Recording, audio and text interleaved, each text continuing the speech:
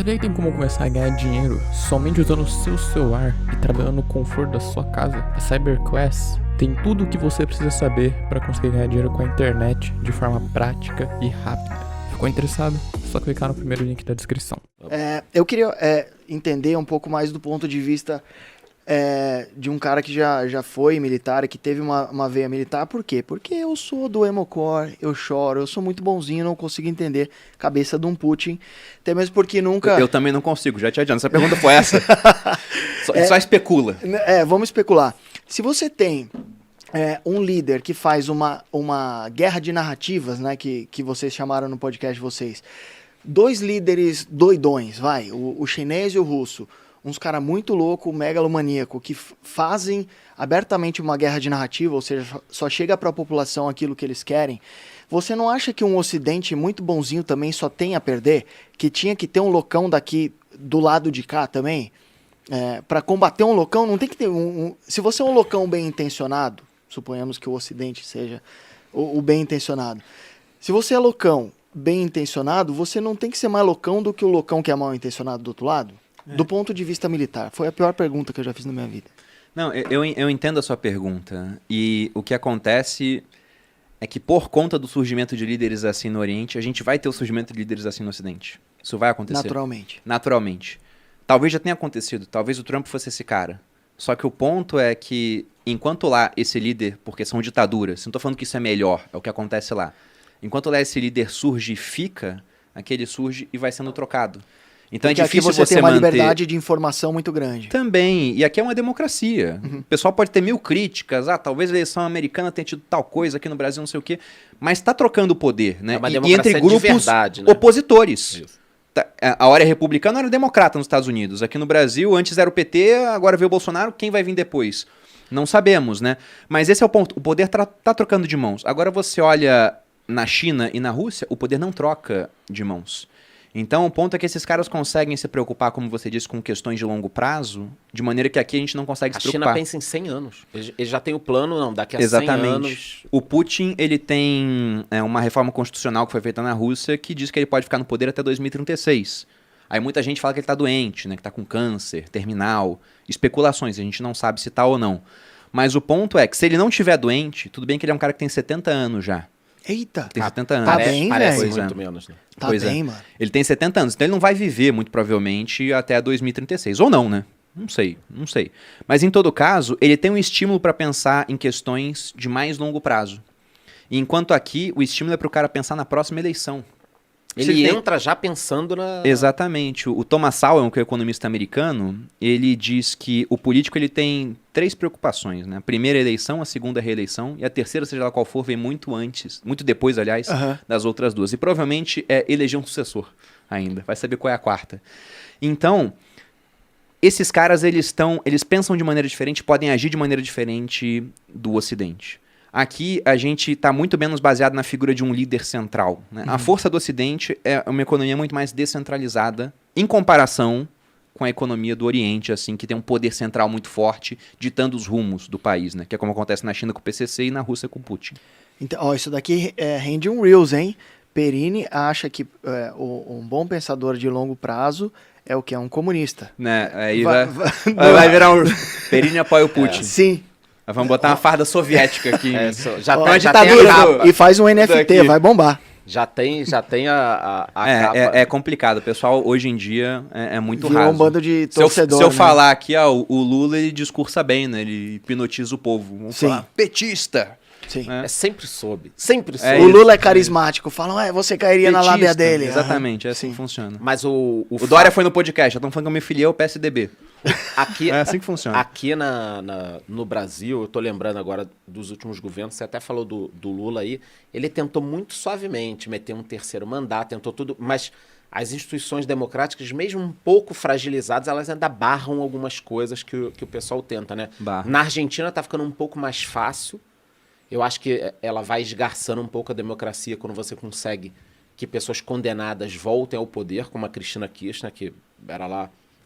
já tinha vários problemas, mas bem ou mal é difícil, né? Você consegue ter uma transição. O próprio Trump entrou, saiu, acho que saiu um pouco pela pandemia também, porque antes era pleno emprego, a economia americana estava voando, mas era mais difícil. Agora, esse pensamento de longo prazo para a economia do país é melhor. O grande problema é que você concentra muito poder, né? A fortuna estimada do Putin é de 200 bi de dólar. Caralho, é mais que o Warren Buffett, não é? 200 bi Cara, de dólar. Eu Ele não é o sei se maior ele é o pelas mais minhas rico contas. ou seria o segundo mais rico. Depois do Elon Musk, talvez? É, seria isso. Eita, nós. Só que eu não sei o que eles estimam nisso, né? Será que eles estão colocando a Rússia como se fosse uma empresa e estão vendo parte do valor de Ele mercado deve dela ter seria do participação, Putin? ele deve porque ter você pensar participação na oligarquia em várias ali empresas. que fica em em volta várias dele empresas, também. nos oligarcas, que na realidade o oligarca... É um laranjex, né? Não, era como se fosse nós três aqui, caiu o Império Soviético, o Vamos Boris privatizar Yeltsin, tudo quem tem dinheiro. os outros caras chegaram aí, Pete, você é meu amigo, cara, você vai ser dono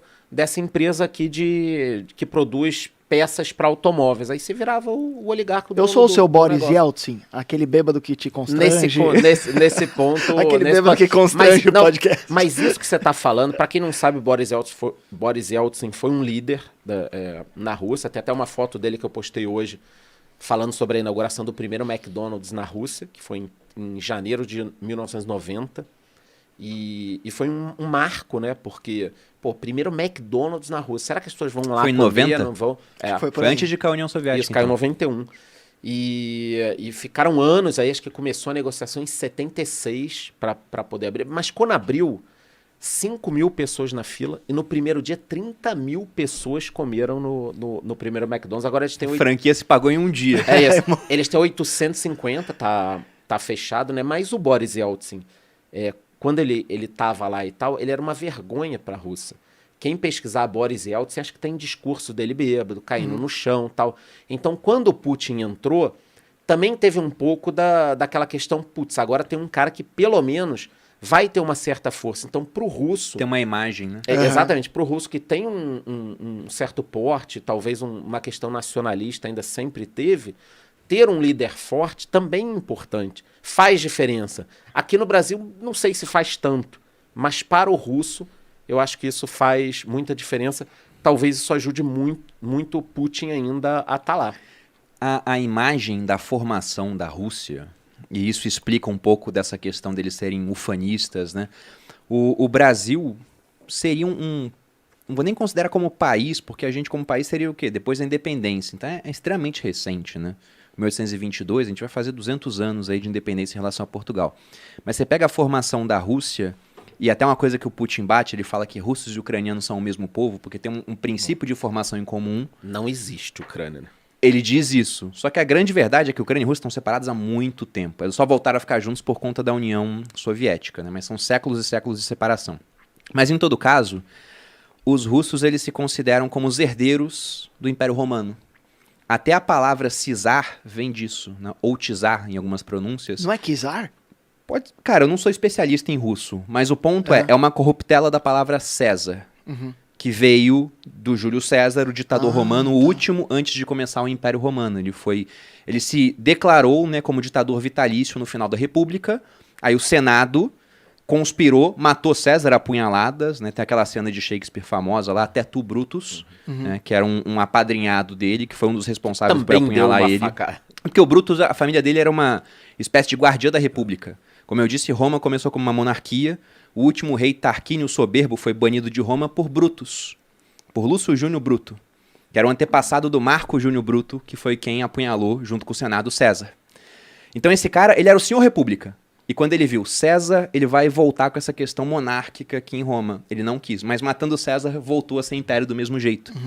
Essa foi a primeira Roma, esse império que ele durou no Ocidente, né, na região da Itália, ali todo o Mediterrâneo, até 476. Quando ele caiu, já tinha o do Oriente, que era a segunda Roma, que era o Império Bizantino, que ninguém chamava de bizantino, eles se consideravam romanos, que caiu na mão dos otomanos em 1453, Maomé II contra Constantino XI.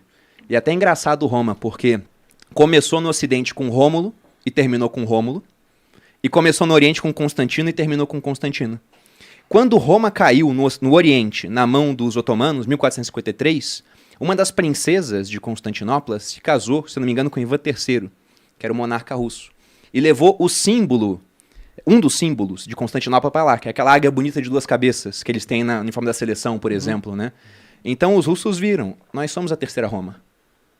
E isso, né? Todo mundo quer ser a terceira Roma, na verdade. Porque é a continuação de um império.